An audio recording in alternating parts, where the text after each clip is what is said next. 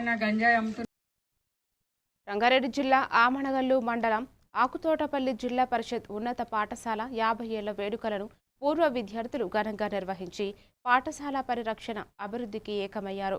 దేశ విదేశాల్లో స్థిరపడిన పూర్వ విద్యార్థులు బాల స్మృతులను గుర్తు చేసుకుంటూ పాఠశాలకు పూర్వ వైభవం తీసుకురావాలని సంకల్పించారు.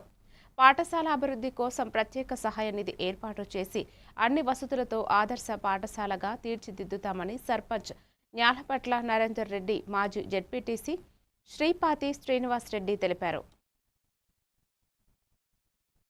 మంచి పొజిషన్లో మంచి లీడర్లమైనము, మంచి ఉన్నత స్థాయి విద్యార్థులు ప్రభుత్వ పరం కాకుండా మీ పూర్వ విద్యార్థులతోటి మన స్కూల్ మనం రక్షించుకుందాం.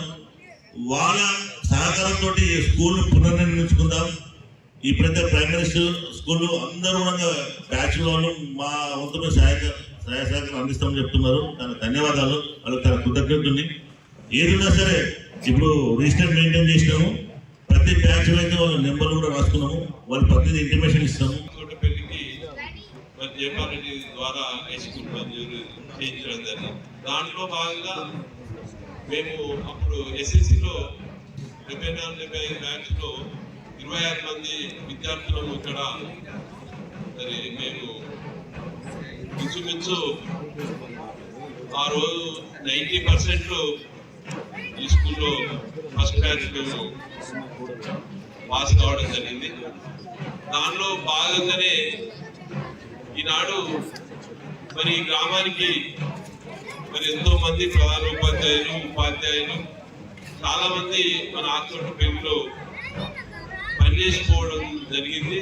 వారికి అన్ని విధాల మరి గ్రామం తరఫున వారికి విద్యాపరంగా అన్ని వసతులు మరి ఇక్కడ మేము ఏర్పాటు చేసి ఎవరికి ఇబ్బంది కాకుండా మేము సాగాం.